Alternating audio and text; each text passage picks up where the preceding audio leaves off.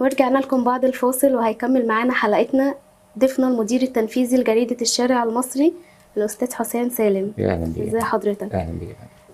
حضرتك من ضمن الجامعات اللي شغالة كويس جدا على الميديا، واستضفنا النهارده حضرتك عشان تكلمنا أكتر وتعرفنا عن نفسك. يا اهلا بيك يا فندم. حضرتك حسام الدين سالم، مدير جريدة الشارع المصري. أهلا بك.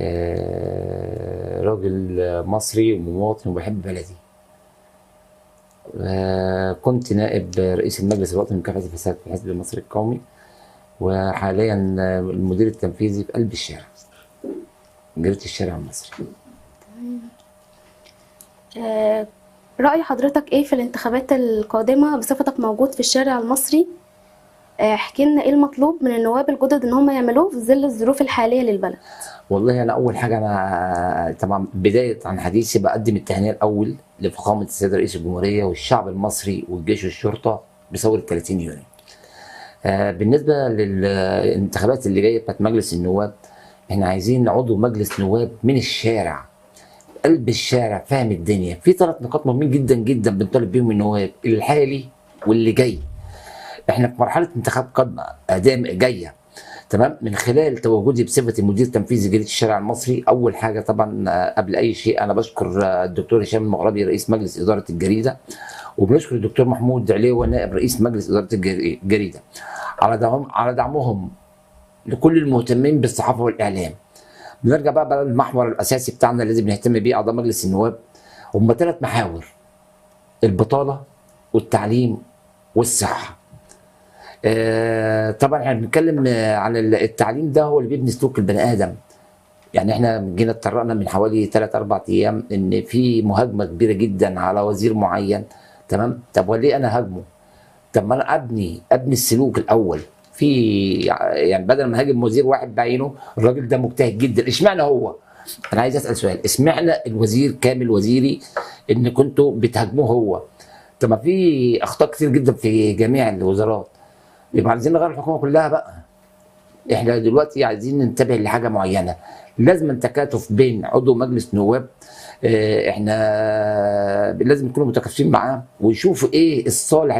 احنا اخترنا عضو مجلس نواب، ده شعب، ما انتش تعينت. الشعب هو اللي اختارك ليه؟ سيبنا بقى من اللي فات، خلينا في اللي جاي. الشعب دلوقتي عايز يختار. انا شايف دلوقتي في اعضاء نواب فعلا من 4 سنين انا شايفهم على في الشارع نفسه. يعني ممكن اذكر لحضرتك المهندس ايهاب منصور عضو مجلس نواب هنا في الهرم. الراجل دوت انا شايفه فعلا متفاعل وبيعمل داتا معينه للعماله البطاله عشان يقدر يشغل اللي هم الباطلين، عشان دي طبعا يحد من انتشار يمكن واحد يقعد على القهوه، تمام، المخدرات، الكلام دوت. المفروض كل واحد يعمل ليه قاعده بيانات اللي في منطقته، يعرف ان في دوت عنده عماله بطاله. بنقدر نتفق مع الشركات اللي هي عايزه عماله، بيرجعوا لمجلس النواب بيختارهم او بيطلع منه جواب على الشركه دي، منها انك انت بتحد من البطاله وبتحد منهم من المخدرات. وشايف النائب فعلا ايهاب منصور، شايفه فعلا قيادي، ما بلاقوش في المكتب، بابه مفتوح، تليفونه مفتوح.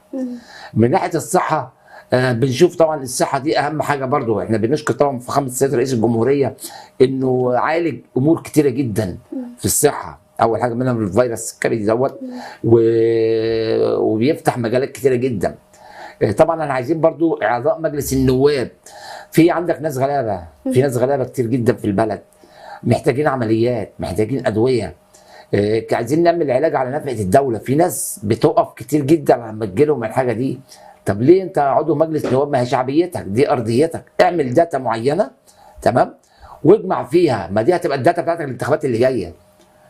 مش هفرح انا ب 100 جنيه ولا افرح باي حاجه. انا عايز داتا من اهل بلدي اقدر بخدمهم زي ما احنا شايفينه.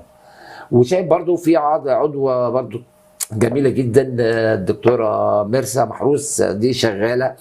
احنا في الشارع وبنلاحظ كل حاجه. في اعضاء مجلس نواب وضياء الدين داوود، محمد السيد الحسيني. الناس دي هم اللي انا شايفهم فعلا دول مع المواطن، دول فعلا مع المواطن. فالبطاله لازم تكون بقى، يكون عضو مجلس الشعب ده لازم عنده داتا للشباب كلها. بيحترم وعمل. وكده بنعمل قعده شعبيه، يعني هو بيعمل الداتا دوت بيعملها، فلازم يكون ليها قعده، ده بيعمل له قعده شعبيه، شعبيه بقى مدى الحياه. ما انا مش هفرح انا ان انا كمواطن ايه اللي بيخدمني؟ انا عايز اللي يخدمني، مش عايز اللي يديني 100 جنيه وبعد كده ده ان العمر كله قافل تليفونه وما اعرفوش. انا عايز اللي يخدمني. فطبعا دي يعني بتمناها من اللي موجودين اعضاء مجلس النواب واللي جايين. فاحنا عايزين كلنا نتحد، كل ده مصر، نقف مع فخامه السيد رئيس الجمهوريه، مش لوحده هيشتغل، كلنا لازم. وما نحطش عاتق في حادثه ولا حاجه زي كده على وزير معين. ايه السبب؟ ايه السلوك اللي حصل؟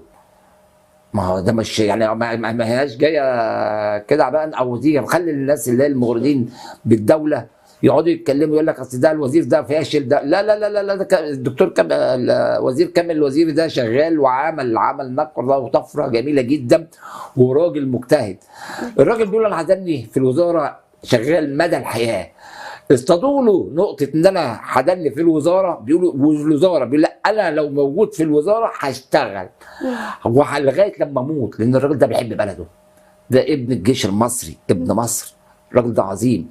ليه احنا نحاربه؟ ليه نحارب اي وزير؟ طب ما نبص الداتا فيها ايه؟ لو كده هنحاسب بقى، يبقى هنحاسب بقى ايه كل الوزاره تمام تتشال. مش هخش على وزير واحد والراجل يكون مجتهد. في وزارات كتير ده فاشله تمام، انما مش هحارب انا واحد ويطلع لي واحد اعلامي عمال مش عارف يقول مأجور او حاجه زي كده، يقعدوا بقى يدوا ايه اكاذيب للناس ان هو مش هيوعيهم.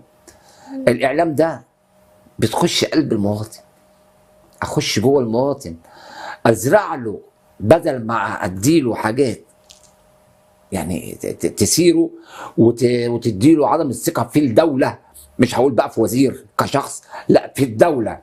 ما لما اقول على وزير ده ما هو ده اللي ماسكني، هو ده اللي بيمشي الدنيا، ده اللي انا بلجأ له. فبرضه عايز اقول حاجه واحده، برضه ده برضه مجلس النواب، مجلس النواب انت مش يعني احنا مش جيت انت لوحدك كده قلت انا عضو، لا ده انت عضو، احنا اخترناك، احنا كشعب، انا كمواطن بسيط انا اخترتك عشان تديني خدمات، عشان تشوف انا وجعتي ايه اشتغل معاها. يعني انا عشان اشوف وجعتي ايه واقدر اشتغل معاه. يعني لما تيجي انت حضرتك، يعني انا شايف الفتره بصراحه انا مش شايف غير اللي بصراحه انا من 4 سنين كنت في الشارع لقيت المهندس ايهاب منصور في قلب الشارع واقف مع مواطنين، لقيت ناس كتير جدا حواليه، فحبيت برضو ان انا عايز اشوف ايه في ايه المشكله، لقيته فعلا هو ايهاب منصور تمام. فطبعا الراجل دوت لقيت الناس بتكلم معاهم، قال لك ده احنا عندنا كايام الازالات وناس بتشتكي والكلام ده، وقف معاهم لغايه اما كل واحد خد حقه. اهو ده فعلا يستحق. في ناس عايزه تخش تنقل لاولادها، دي المشكله الكبيره جدا في التعليم تمام. بيقول لك في كثافه ومش عارف ايه، بيخش بقدر الامكان على قد اللي صار في القانون بيخلص لهم حاجات. الصحه في ناس مش مقتدره، ناس طيبين.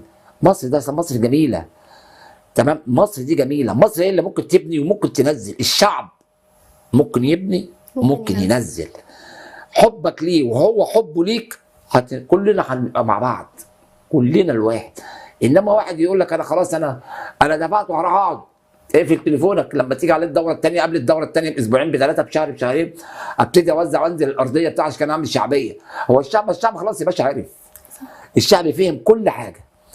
الشعب مش هفرح ب 100 جنيه النهارده وداني 5 سنين رايح، لا انا مش عايز ال 100 جنيه خدها انت بس تخدمني يوم بيومه. الرأي الأول والأخير للشعب، للمواطن، المواطن البسيط، وبشوفه إن بيلجأ على طول للمواطن البسيط، وبيحاول بقدر الإمكان دلوقتي الجلسات بتاعته في مجلس النواب ومجموعة برضه في ناس قيمة وقامة في مجلس النواب بنشوفها بتحاول على الإيجار القانون القديم دوت عشان يقدر إن هم يحاولوا يتطرقوا للنسبة للمالك والمستأجر. للمالك وللمستأجر بيحاولوا بقدر الإمكان يمشوا الأمور. انما في بعض النواب الله اكبر، طيب استنى بس يا ابني حضر لي مش عارف ايه وانا قبل الانتخابات انا عارف هنجح ازاي. تنجح مين؟ الشعب فاهم، الشعب فهم، العيل الصغير دلوقتي عارف، فاهم دلوقتي الولد الصغير دلوقتي فهم. وعايزين نعمل التعليم ده اهم حاجه، السلوك، سلوك المواطن هيمنعك عن المخدرات، هيمنعك عن حاجات كتيره جدا. التعليم ده هيخليك ممكن تكون عالم. يعني بنتمنى من فخامه السيد رئيس الجمهوريه انه يعني يدي اوامر بالاهتمام بالتعليم، الاهتمام بالتعليم، بالاهتمام تاني بالتعليم. وطبعا الشعبيه الاولى والاخيره لعضو مجلس نواب اللي احنا بنقول عليها يعمل له قاعده بيانات للبطاله. البطاله في ناس كتير جدا مش لاقيه شغل. دي حقيقة. انا عامل قاعده البيانات ديت طبعا زي ما المهندس ايهاب منصور عاملها، قاعده بيانات شعبيه. انا شايف كم واحد في المنطقه بتاعتي او في المنطقه عايز يشتغل. في عندي شركات فيها ايه يعني لما يكون عندي في منطقتي 100,000 واحد وفي شركات عايزه تشتغل، بيرجع لمين اللي عاي اللي عند الشركات دي؟ بترجع للعضو النواب فيها، تمام، يقول له انا عندي كذا كذا وعايز محتاج مجموعه عمال وبتاع زي كده، بياخد جواب من عنده بيروح بيشتغل. ايوه. تمام، يبقى احنا حدينا من القعده على القهوه، حدينا من البلطجه، حدينا من كل حاجه، وابتدت الدنيا تبقى فيها ايه؟ تنفك شويه. كلنا مع الريس، يا ريت كلنا مع الريس. بس ده اللي انا اقدر اقوله باذن الرحمن. وبنشكر طبعا النائب ايهاب منصور، الشخصيه دي انا بصراحه انا بحبها. تمام، ودي انا شايفه فعلا مجتهد. مرسى محروس برضو نائبه جميله جدا، وشايفها انها منفعله ومتواطئه مع الناس، يعني بتحب. والنائب الدين داوود، وطبعا النائب محمد السيد الحسيني، ده انا ابتديت اشوف بصراحه بيهتم بالمدارس، شايفه وبيتفاعل مع المواطن وبرضه شغال. وطبعا احنا بنشكر حضرتك، نورتنا النهارده. اهلا بيك يا فندم. لا ده انا شرف لي. وطبعا الحاجات دي يا ريت الكل نهتم بيها، لان احنا لينا حاجه واحده، نقف مع فخامه السيد رئيس الجمهوريه والمواطن. ان شاء الله. نورتنا النهارده. لا اهلا بيك يا فندم، وتحت امر حضرتك. وشرف لي طبعا ان انا اكون في برنامج الكلمه الاخيره قناه العاصمه. الله يخليك. ولسه مكملين معاكم بعد الفاصل عشان نكمل حلقتنا مع مواهب.